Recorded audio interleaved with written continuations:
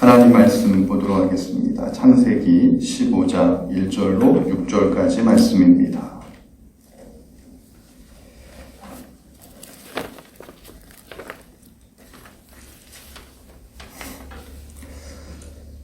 하나님 말씀은 창세기 15장 1절로 6절까지 제가 봉독합니다. 이후에 여호와의 말씀이 환상 중에 아브라함에게 임하여 이르시되 아브라함아 두려워하지 말라. 나는 내 방패요 너의 지극히 큰 상급이니라. 아브라함이 이르되 주 여호와여 무엇을 내게 주시려 하나이까. 나는 자식이 없사오니 나의 상속자는 이 다메섹 사람 엘리에셀이니이다. 아브라함이 또 이르되 주께서 내게 씨를 주지 아니하셨으니 내 집에서 길린 자가 내 상속자가 될 것이니이다. 여호와의 말씀이 그에게 임하여 이르시되 그 사람이 내 상속자가 아니라 내 몸에서 날 자가 내 상속자가 되리라 하시고 그를 이끌고 밖으로 나가 이르시되 하늘을 우러러 무뼈를 셀 수 있나 보라. 또 그에게 이르시되 내 자손이 이와 같으리라. 아브라함이 여호와를 믿으니 여호와께서 이를 그의 의로 여기시고. 아멘. 오늘 이 성경 말씀은 구원의 문제에 대해서 또 믿음의 문제에 대해서 굉장한 우리에게 생각해 볼 수 있는 그러한 근거를 주는 성경입니다. 그래서 어떤 목사님은 신약에서 예수님의 부활 사건이 가장 중요한 성경 본문이라면 구약에서는 오늘 창세기 15장이 그에 필적할 만큼 중요한 본문이다. 이렇게 말씀하시는 분도 있습니다. 그 이유는 무엇이냐면 구원과 믿음의 상관관계를 무엇인지 다 도출해낼 수 있는 성경 본문이기 때문에 그렇습니다. 그럼 이 본문을 전체적으로 풀기 위해서는 사실은 6절 부분을 잘 풀어야 됩니다. 6절이 무엇입니까? 아브라함이 여호와를 믿으니. 아브라함이 하나님을 믿었다는 거예요. 그래서 여호와께서 이를 그의 의로 여기셨다라는 겁니다. 결론부터 보면 하나님이 아브라함을 의로 여기셨다. 의롭게 여기셨다. 이 말을 우리는 이제 어떻게 해석하기 쉽냐면, 하나님이 아브라함을 구원하셨구나. 왜 구원하셨냐면, 아브라함이 하나님을 믿었으니까. 뭘 믿었냐? 1절부터 5절까지 나오는 그 말씀을 믿었으니까. 그 말씀의 내용이 무엇입니까? 내 후손을 하늘의 무별처럼 내가 그렇게 축복해 줄 것이다. 근데 그 후손은 어떤 후손이냐면 내 몸에서 날 후손이다. 굉장히 어려운 겁니다. 왜냐하면 아브라함은 지금까지 자기 몸에서 나는 자식이 하나도 없었어요. 이때 아브라함의 나이가 창세기 15장에 등장한 아브라함의 나이가 85세입니다. 85세인데도 지금까지 본처로부터 얻은 자녀 한 명도 없는데, 그래서 아브라함은 상식적으로 생각할 때 엘리에셀이라고 아브라함의 집사가 있었거든요. 아브라함의 충복이었습니다. 종이지만 너무나도 충성스럽게 아브라함을 잘 섬겼기 때문에 종에게도 이렇게 양아들처럼 이렇게 입적을 해가지고 후사를 삼는 경우가 있었어요. 자식이 없으면. 그러니까 이제 아브라함은 속으로 내가 85세가 될 동안 내 본처에서부터 낳을 내 적통, 내 후손은 없으니 이 엘리에셀이 내 후계자로 삼으면 좋겠다.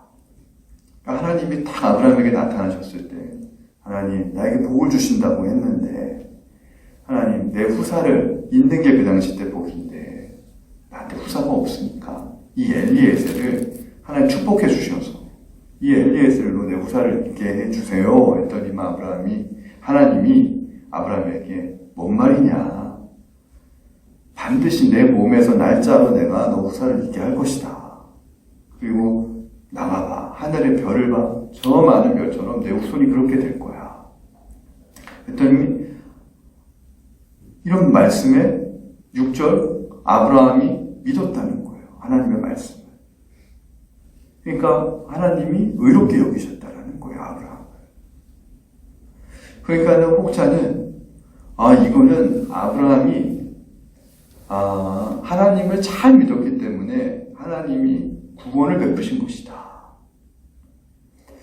이렇게 이제 해석을 하기가 쉽습니다. 근데 이 해석이 틀린 해석이에요. 이렇게 해석을 하면 틀린 해석이 됩니다. 자, 첫 번째, 만약에 아브라함의 그 믿음 때문에 아브라함이 의롭게 돼서 구원을 얻은 것이라면 창세기 12장부터 13장, 14장까지의 아브라함은 의롭지 못한 아브라함입니까? 의롭지 못한 아브라함이 되어야 성립이 되는 거예요. 그리고 이 구원과 의가 왜 중요하냐면요. 여러분, 죄인이 구원받습니까? 의인이 구원받습니까? 구원받은 상태는 의인이에요.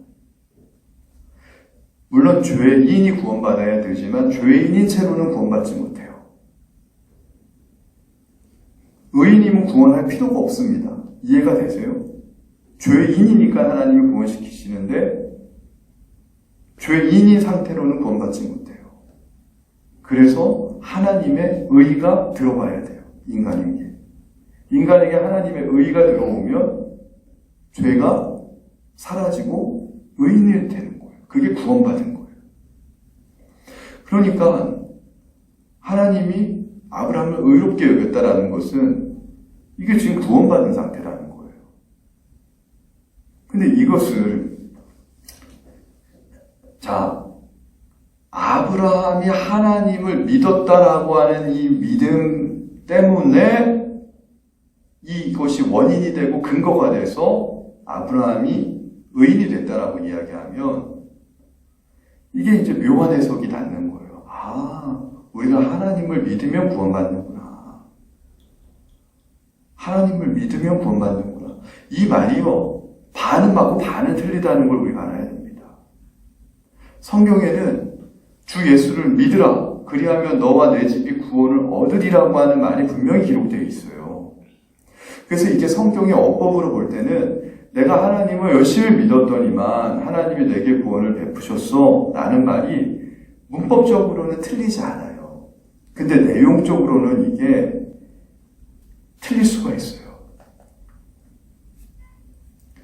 문법적으로는 맞는데 내용적으로는 틀릴 수가 있어요. 그 부분을 제가 오늘 풀어드리려고 합니다. 이 부분이 정리가 되지 않으면은 이게 우리가 구원관에 있어가지고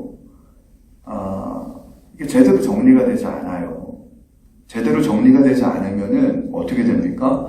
우리가 집에서도 예를 들면 드라이버가 필요하다, 뭐 벤치가 필요하다 라고 할 때에 잘 정리해 놓지 않으면은요, 갑자기 필요할 때에 그걸 어디서 찾지 못하면은 쓸 수가 없어요. 무용지물이 되는 경우가 있어요.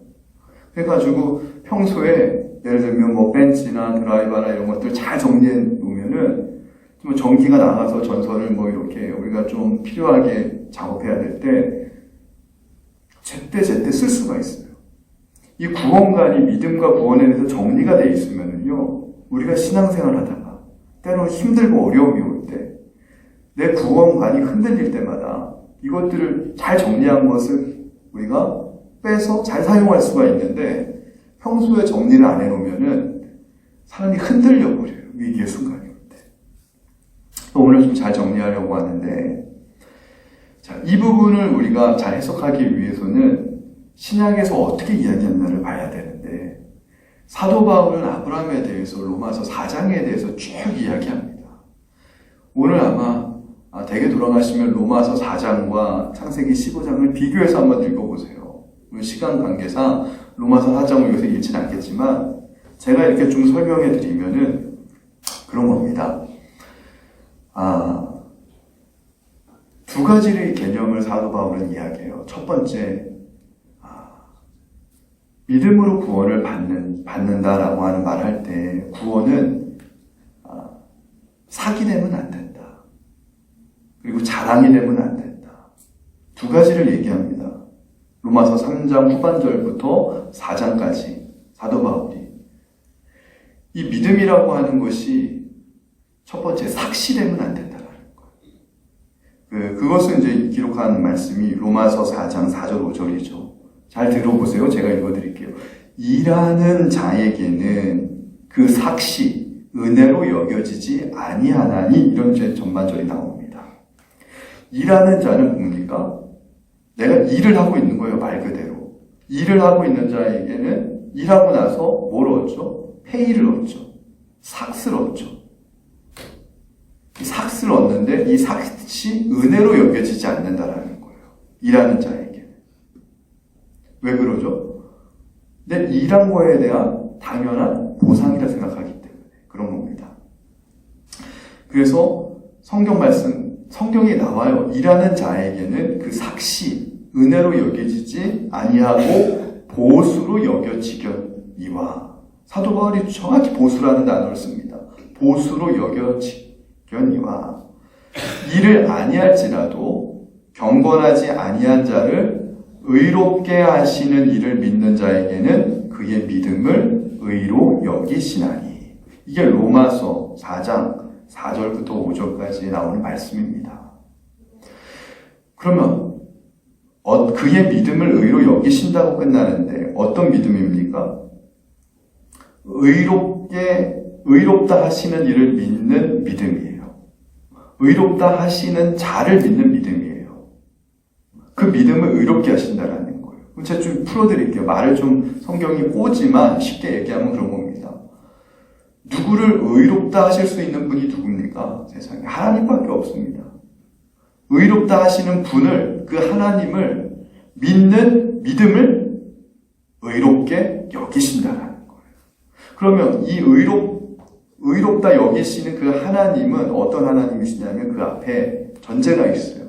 일을 아니할지라도 일을 하지 않아요. 하나님을 위해서 막 열심히 일하지 않아요. 두 번째, 경건하지 아니할지라도 경건하지도 않아요. 이런 자를 의롭다 하시는 하나님이라는 거예요. 그래서 로마서 5장 8절에서는 우리가 아직 죄인 되었을 때에 라는 말이 나오는 거예요.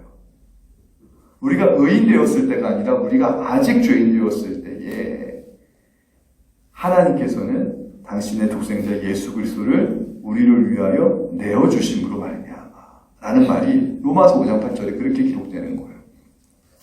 이걸 다른 말로 하나님의 은혜라고 하는데 하나님의 은혜는 자격 있는 자에게 부어지는 것이 은혜가 아니라 받을 자격이 없는 자에게 부어지는 은혜인데 받을 자격이 없는 것을 사도 바울 로마서 4장 4절에서는 어떻게 이야기한다고요? 일도 하지 않아요. 하나님을 위해서 일도 하지 않아요.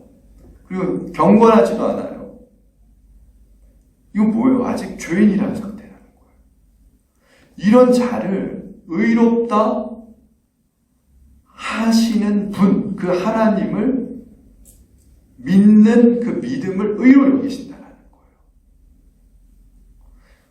자, 이게 뭐냐면 믿음으로 구원을 받았다라고 할 때 이 믿음을 삭스로 여기면 안 된다라는 사도 바울의 첫 번째 점검 요소예요. 그 다음에 두 번째 우리가 점검해야 될 것은 무엇이냐면 자랑으로 여기지 말라는 거예요. 이거는 로마서 3장 27절에 나오는데 그대로 읽어드리면 사도 바울이 이렇게 얘기합니다. 그런즉 자랑할 데가 어디 있느냐. 이게 이제 하나님의 의에 대한 본문인데 하나님의 의에 대해서 막 기록하면서 로마서 3장 후반부에 율법과 믿음의 관계를 쭉 사도 바울이 피력하면서 율법을 지킬 수 있는 인생이 하나도 없고 율법으로 구원받는 거 아니라는 거 다 이야기하면서 그러면서 하나님의 은혜로 전적인 은혜로 하나님의 의로 구원하신다는 이야기를 하면서 사도 바울이 결론적으로 얘기하는 게 그런 직이에요.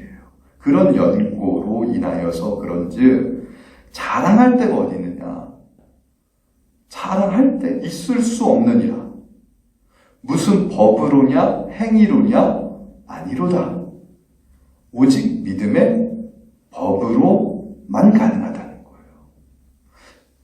그러니까 우리가 다시 본문에 돌아와서 창세기 15장에서 아브라함이 여호와를 믿으니 여호와께서 이를 그의 의로 여기셨다라고 할 때 이제 우리가 이제 잘못 해석하는 것 중에 하나가 무엇이냐면 아브라함이 하나님을 믿은 그 믿음을 행위로 보면은 이거는 단어만 믿음이라는 단어를 똑같이 사용했지 하나님이 쓰는 믿음이라는 개념과 우리가 생각하는 믿음의 개념이 정반대로 나온다는 거예요. 이게 무엇이냐면 그런즉 자랑할 데가 어디 있느냐. 행위로도 자랑할 수 없고 법으로도 자랑할 수 없다는 거예요. 근데 우리는 내가 하나님을 믿는 것을 믿음의 행위로 생각을 하기가 쉬워요. 그러니까 그래서 이제 어떤 일이 벌어지냐면은 그런 거예요. 제가 예전에 교육 목사 할 때 이건 많이 제가 가르쳤습니다. 우리 선생님들한테 교회 학교 선생님들한테 전도를 할 때 이런 실수하면 안 된다는 거예요. 특별히 막 나가서 막 전도하다 보면 막 얘기하잖아요. 그런 선생님 막 구원 받았냐고. 난 구원 받았다고. 어떻게 구원 받았냐 그러니까 내가 하나님을 믿어서 구원 받았다고. 여러분 근데 이 말이 문법적으로는 틀리지 않은데 내용적으로는 이게 틀릴 수 있다는 거예요. 어떤 의도로 쓰였느냐에 따라서. 어떤 의도냐면 많은 분들 가운데 속에 내가 하나님을 믿은 것이 믿음의 행위로 생각하는 거예요. 내 믿음의 행위로, 근거로. 예를 들면 저 사람은 구원받지 못했다고 칩시다.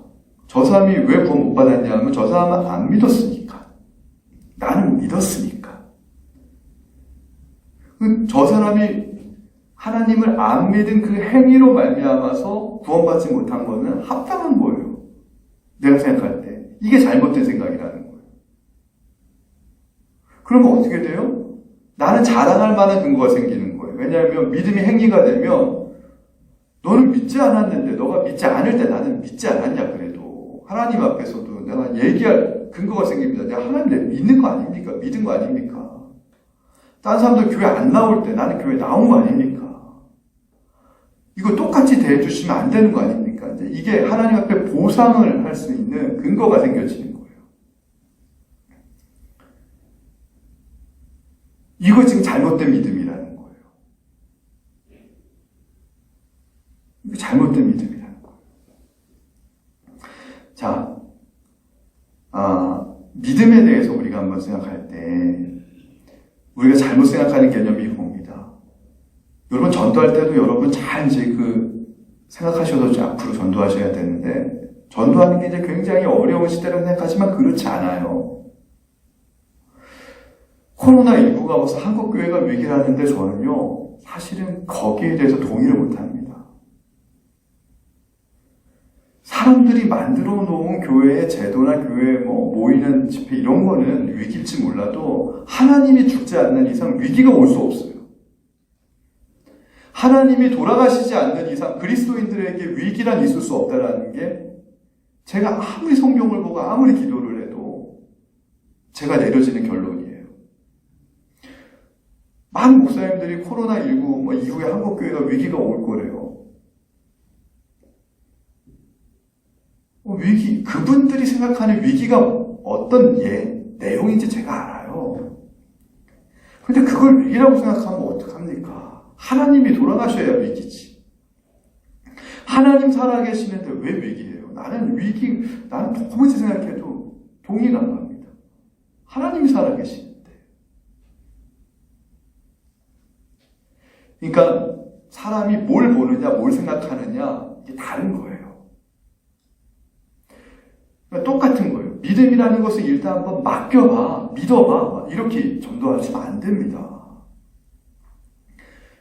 어떤 분이 그래요.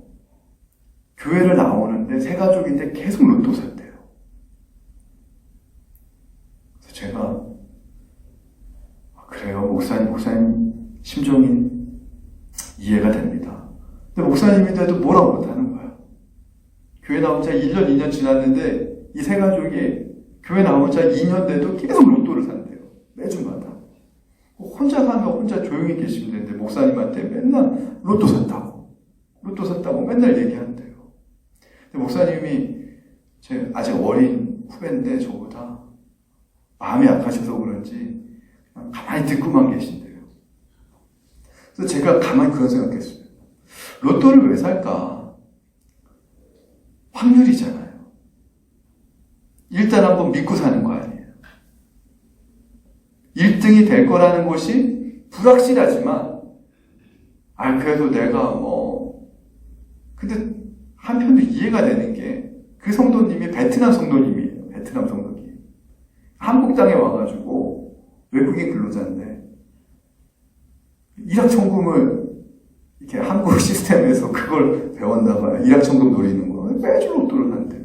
한 2년, 3년치 사면은 그거 가지고 애들 그냥, 가족 회식을 했어도 몇 번 했을 것 같은데.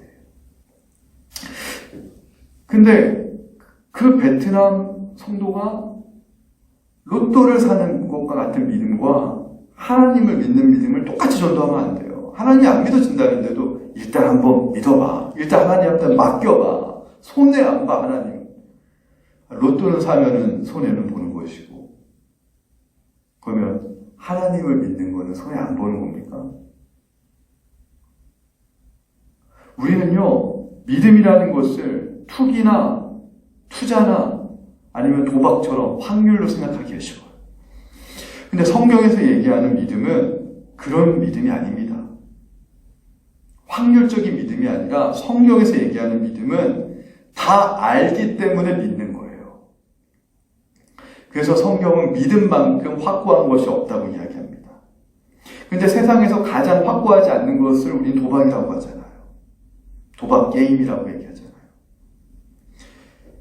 근데 우리가 때로는 이 도박 같은 믿음을 하나님 앞에 던지면서 하나님을 잘 믿는다고 착각할 때가 있다는 거예요. 이 개념으로 오늘 창세기 15장을 보면 아브라함이 하나님을 믿은 것은 정상적인 사고를 갖고 있는 사람으로서는 믿을 수 없는 거예요. 왜냐하면 85세까지 자기에게 아기가 안 생겼다는 건 자기 아내한테, 그게 아브라함의 문제일지 사라의 문제일지 둘의 문제일지 몰라도 지금까지 이 부부가 아기가 안 생겼다는 것은요, 많은 사람들이 볼 때도 상식적으로 앞으로 생길 확률이 없어요. 확률이 없는데도 하나님이 말씀하셨으니까 일단 한번 믿어보자. 로또 한번 사서 1등 당첨되는 기념으로 사람들은 그거 어떻게 믿어? 한번 믿어보자. 이건 아브라함 믿음이 대단하다 그러면 맨날 로또 사가지고 나 1등 당첨될 거야 생각하는 사람이 그 사람한테 진짜 박수 쳐줘야 됩니다. 말도 안 되는 걸 믿잖아요. 아니, 복권 사는 분들 보면은요, 저는 대단한 믿음이라 생각합니다, 사실. 근데 그 믿음은요, 확률적인 믿음이 있고, 도박성의 믿음이 있고, 성경이 말하는 믿음은 전혀 확률적이고, 전혀 도박적인 믿음이 아니라, 다 알고 믿는 믿음이에요. 다 알고 믿는 믿음이에요. 그래서 믿음이라고 하는 단어만 같을 뿐이지 전혀 종류가 다른 차원의 믿음이라는 사실을 오늘 우리가 한번 정리해야 됩니다. 그래서 성경에서 말하는 믿음이 뭐냐면요, 하나님이 다 알게 하세요. 어떻게 알게 하신 줄 아세요? 성경을 통해서 알게 하세요. 그래서 성경을 지혜의 영이라고 얘기하시고 말씀의 영이라고 얘기하시고 성경을 통해서 우리에게 필요한 모든 것을 그때마다 주님이 공급해 주셔서 다 알게 하신다는 거예요. 그리고 고난이 올 때도 감당할 만한 고난만 주시고 감당할 수 없으면 피할 길을 주신다는 거예요. 그래서 성경에서 말하는 믿음이란 정답 이상의 것이요, 아는 것 이상의 것입니다. 우리 이성으로 아는 것 이상입니다.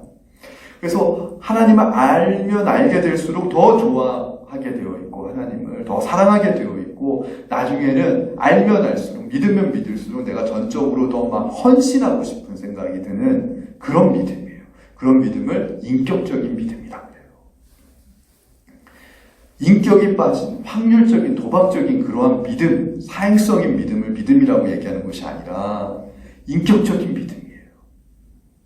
우리 아들이, 우리 딸이 저를 알듯이, 아버지가 어떤 분인 거 알듯이, 최소한 어떤 상황이 와도 아버지가 날 버리지 않지, 나를 지켜주지, 우리 부모님이 나를 버리지 않지, 누구보다 나를 위해 눈물 흘려주지, 내가 힘들 때 옆에 함께 해주고 내가 잘 되길 기도해주지, 우리 부모님이 그런 분이지. 그런 인격적인 암처럼 하나님을 믿으면 믿을수록 그 믿음을 통해서 하나님을 더 알게 되고 아는 것 이상으로 더 좋아하게 되고 더 사랑하게 되고 더 헌신하게 되는 그런 인격적인 믿음이라는 거예요.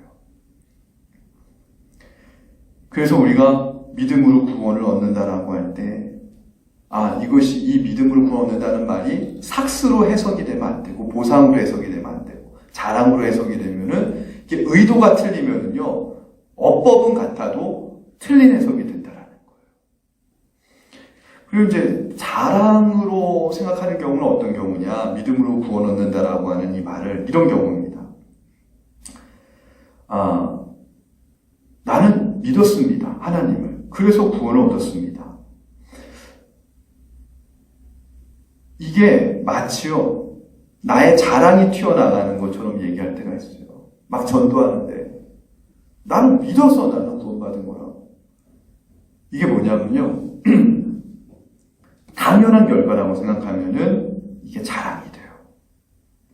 자랑할 수 없다라는 것은 무엇이냐면 당연한 결과, 내가 믿었을 때, 믿음이라는 내가 행위를 했을 때 결과로서 얻어서 내게 돌아올 당연한 결과라고 생각한다라면 그거는 자랑이 되는 것이고, 전혀 생각하지도 못했고 전혀 그런 결과가 올 수도 없다고 생각했는데, 하물며 나는 그거를 받을 자격도 없다고 생각했는데 그 결과가 주어질 때 그게 은혜가 되는 거예요. 그래서 이런 경우도 자랑입니다. 이렇게 고백하는 경우가 있어요. 제가 예시를 하나 뽑았는데, 만약에 어떤 사람이 이렇게 고백한다고 칩시다. 간증을 하는데, 저는 죽을 죄인이었습니다.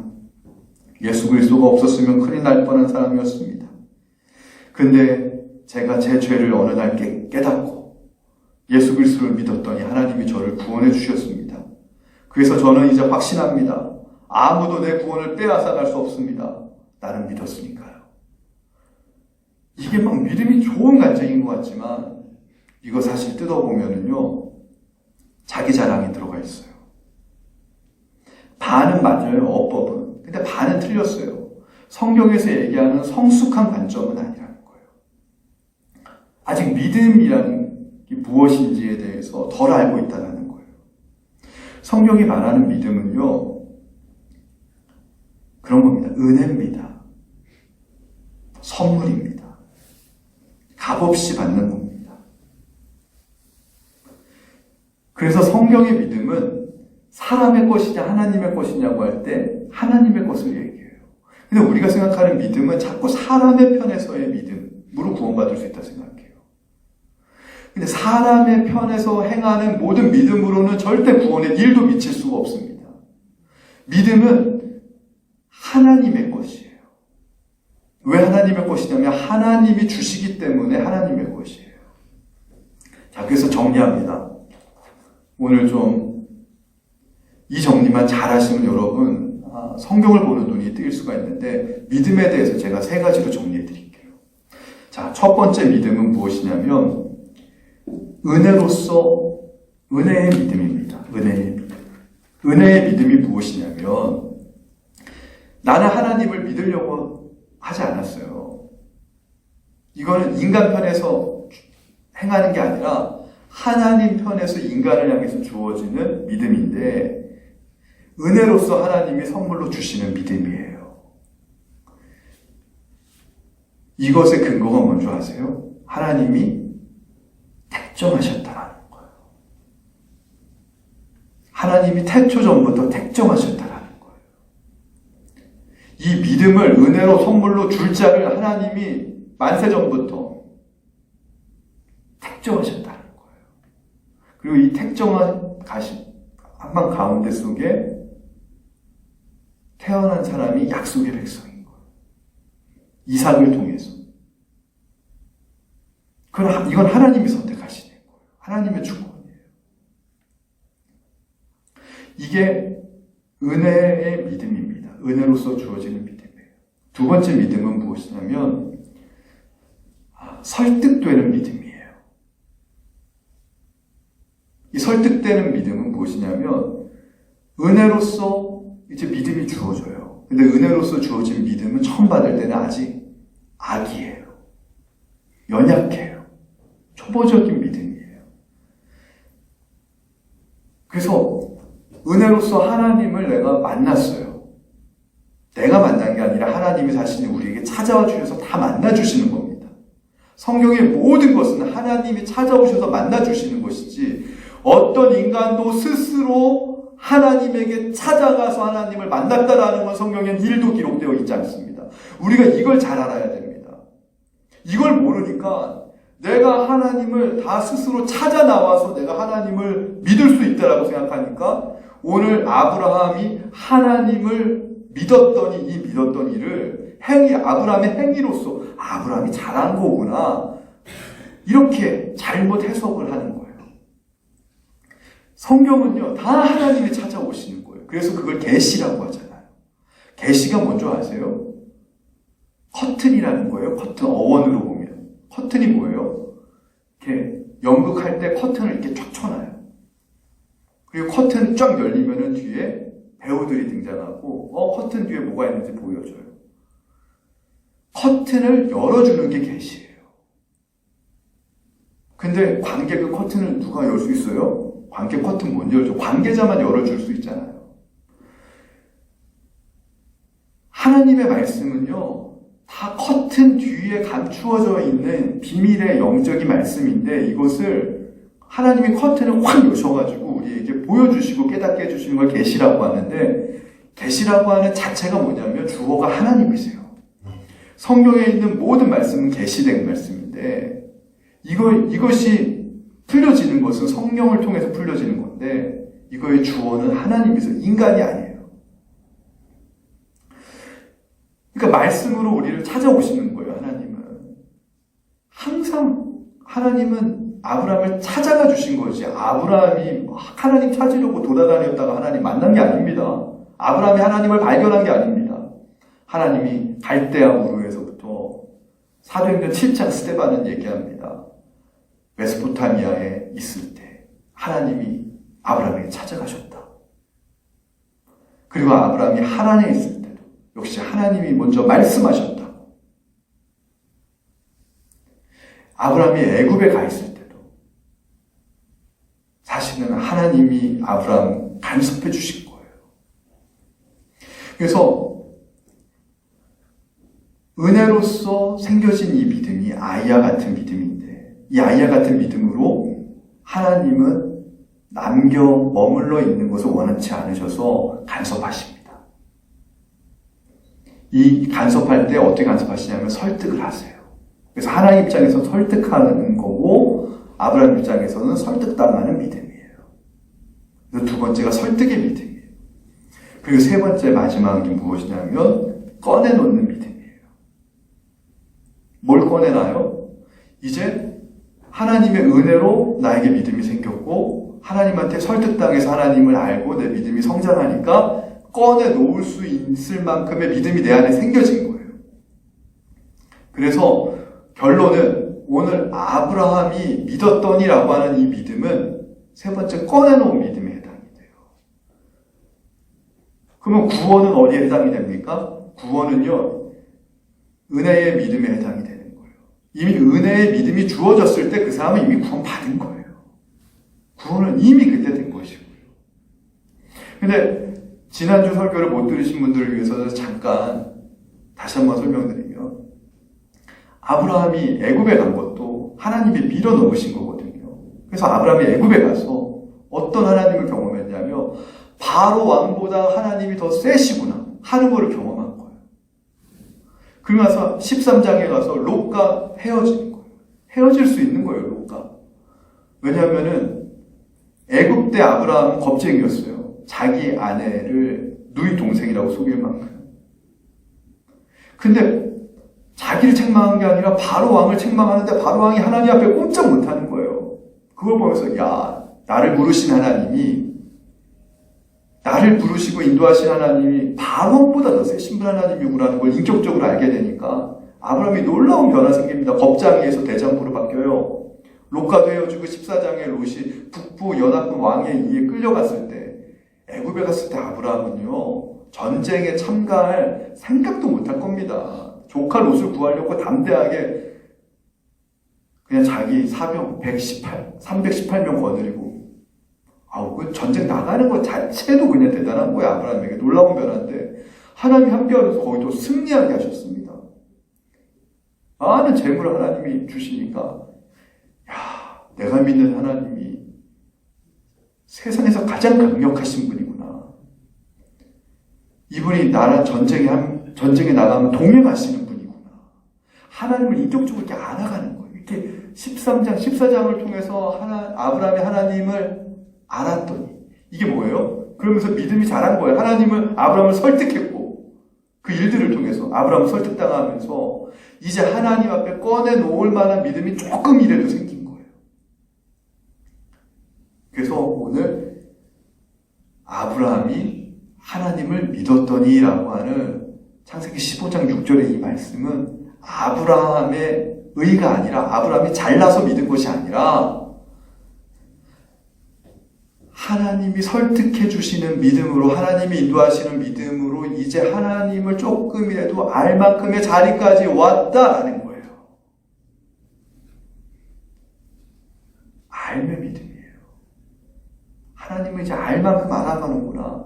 이게 인격적인 믿음인데, 여러분 보세요. 오늘 창세기 15장에서 아브라함에게 놀라운 변화가 생깁니다. 눈치가 빠르신 분들은 눈치를 채셨을 텐데 뭔 줄 아세요? 창세기 15장 이전까지는 하나님이 아브라함에게 나타나셔서 말씀하셨을 때 아브라함은 일방적으로 듣기만 합니다. 수동적으로 끌려다니기만 하고 말 한마디 대꾸 못해요. 창세기 12장부터 14장까지 한번 읽어보세요. 하나님이 일방적으로 말씀하시면 아브라함은 그냥 듣기만 하고 그냥 끌려만 다닙니다. 어리둥절하면서 그냥. 근데 15장 가서 처음으로 아브라함이 하나님께 대꾸를 합니다. 대화를 하는 거예요. 내가 너에게 복 줄게 할 때 엘리에스 주시면 안 돼요? 자기 생각을 이야기하기 시작해요. 처음으로. 이 말은 무엇이냐면 대화가 이루어졌다라는 거예요.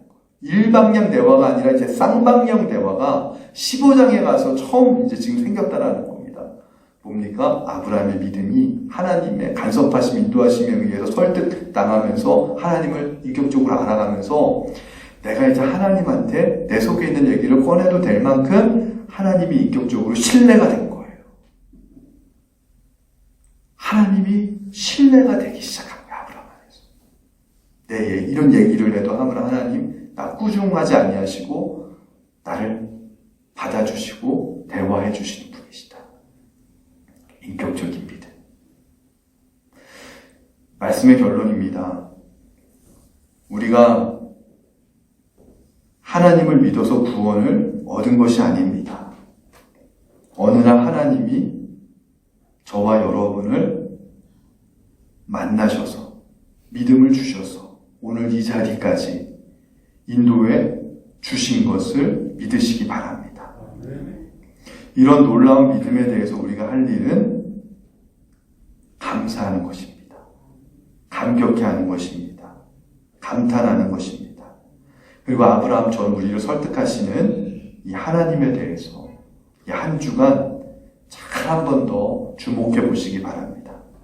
성경을 통해서, 기도를 통해서, 우리 삶을 통해서 설득해 오시고 간섭하시고 인도하시고 하나님이 어떤 분이신지 알려주시는 그 하나님을 경험하면 경험할수록 우리도 아브라함처럼 이제 하나님의 대화만 일방적으로 듣는 입장에서 하나님과 서로 대화를 주고받을 수 있는 그런 좀 더 진일보한 그러한 믿음의 사랑으로 그렇게 커 나가게 될 줄로 믿습니다.